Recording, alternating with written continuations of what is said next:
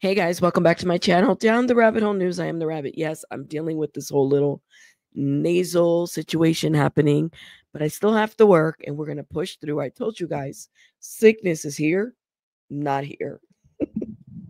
Y'all can yell at me in the comments. Anyways, so we have to talk about Liam Payne, and I'm going to do my best to just tell you guys what's going on and give you a little short video about it. Brian Paez has gone to the channel El Misterio de Phoenix. He's been given direct information that only Brian Paez would have access to. These specific photos that are now like all over online.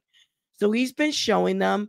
I'm not going to review these photos specifically. If you've seen them, let me know your thoughts in the comments, what you guys think. And some of you guys may wonder, well, why does Brian have access to those photos? Because he's directly, connected to the case. So he's been given these photos. Brian has decided to release these photos on social media.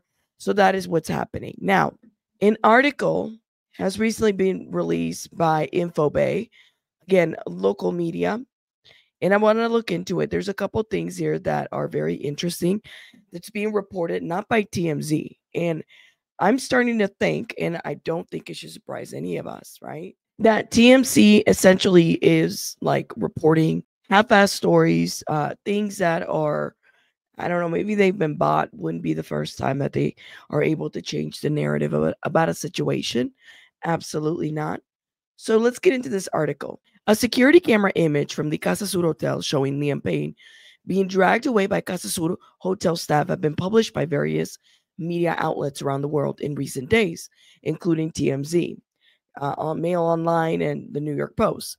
The image, senior sources in the case confirmed to Infobae, is true and part of the file investigating the death of the former One Direction singer in Buenos Aires. It corresponds to 4:54 p.m. on October 16. 8 minutes later, Liam fell from the balcony of his room on the third floor of the hotel. It said here that he died instantly, suffering from trauma and internal bleeding, with alcohol and cocaine in his blood, as well as sertraline, sold as Zoloft in the United States, a powerful antidepressant, as determined by the subsequent toxicology analysis. The experts who analyzed his death in a meticulous file led by prosecutor Andres Madre in one of the largest investigative tasks in recent criminal history, which includes the taking of dozens of testimonies in the analysis of 800 hours of camera, determined that the singer could not have been aware of what was happening. There was no time for survival. This is what is being said here, and I'm going to read it. But of course, take care of you when I say this. So based on what this article is saying is that Liam Payne had no awareness about what was going on, nothing in his surroundings. Was he aware that he was being carried to and from? Was he aware about the conversations that he was having? What happened exactly? And that's the sad part is I have a lot of questions about this.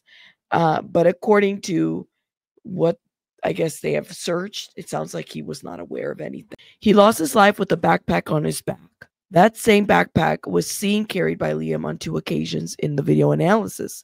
He was carrying it precisely when he went to get cocaine. The prosecutor Madre has at least proven 5 deliveries of between 5 and 7 grams of cocaine, each in the 4 days linked to the 3 defendants in the case.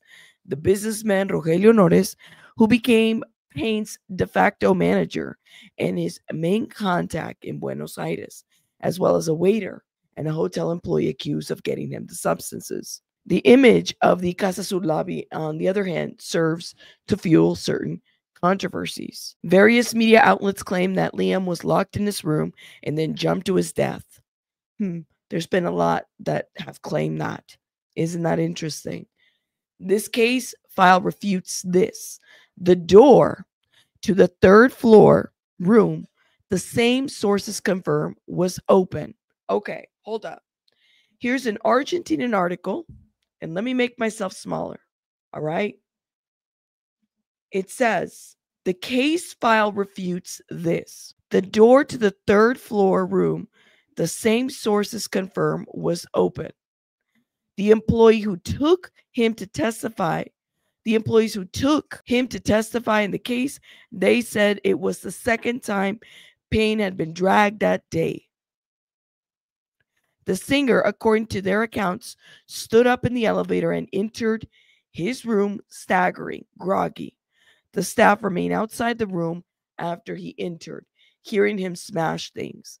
Then another employee called 911 from the front desk. Meanwhile, Liam's door remained ajar. This was not an exception, but a constant.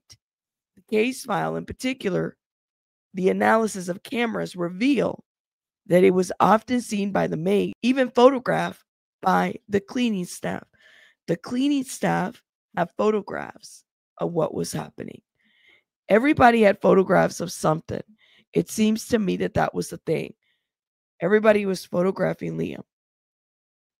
There's probably some photographs out there that we don't even know, we have not seen, because they haven't been shared, or they're not, they haven't been sold, or they're in this case file, right?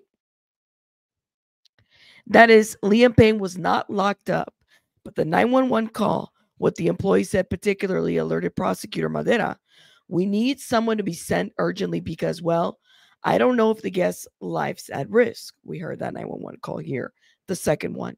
He is in a room with the balcony, and, well, we are a little afraid that he will do something that will put his life at risk, said the employee. The reasoning behind the case is simple. Why did they take him to a room with the balcony instead of keeping him in the lobby? If you knew that Liam was at risk, not just Liam, but anybody, why would they take him back to the room where there's a balcony? So many opportunities to have stopped this, right? Will Madera charge the hotel employees in this situation? It is possible. I hope that he does.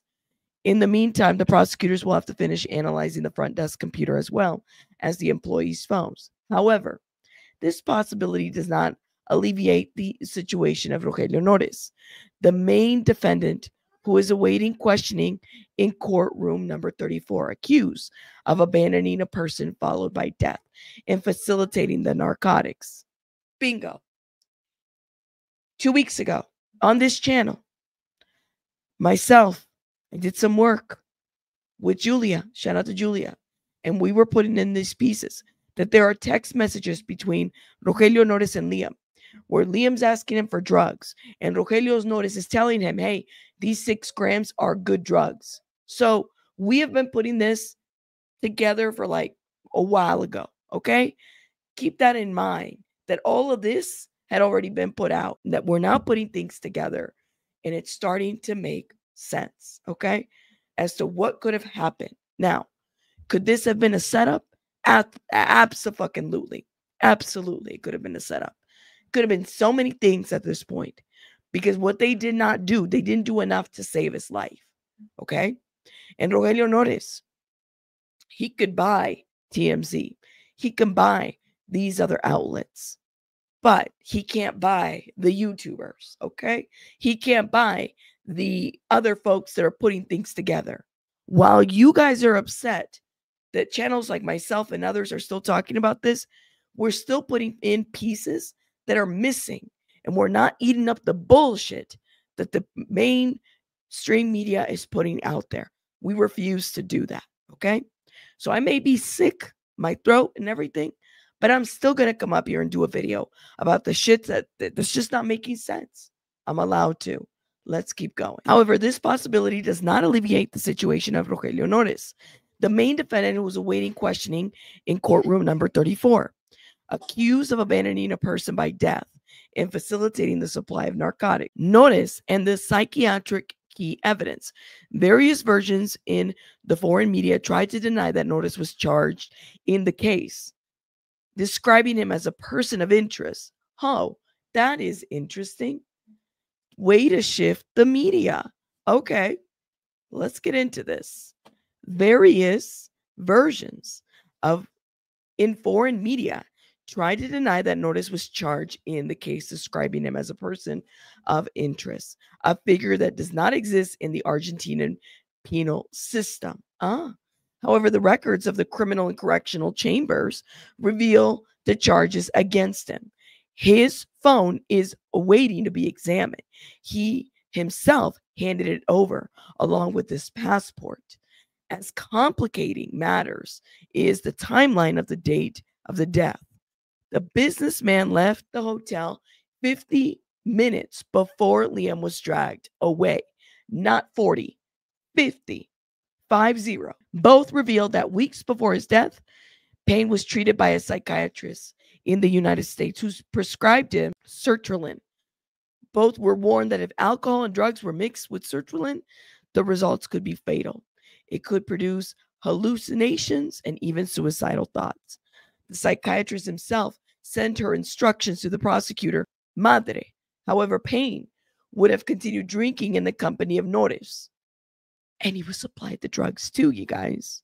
Allegedly, that's what it looks like it had happened. To put it in some way, who would have ever given him Argentinian pesos to buy powder in Palermo if it wasn't for Rogelio Nores? This fact is the core of the accusations against the businessman for the crimes of accusing people, letting someone die, line by line. The charges Rogelio Nores faces could possibly cost him up to 15 years in prison. As it should. Okay? So I don't know. Rogelio Nores can buy off TMZ. He can buy off whatever press he wants to buy off. But there's some people that just won't be sold. Okay? We will continue to report the truth. All right? Shout out to you guys. I apologize again. I'm getting over this crap, but nothing's going to stop me from talking about what is going on with Liam Payne to highlight and bring justice to this situation. I'll see you guys on the next one. Rabbits out. Bye, guys.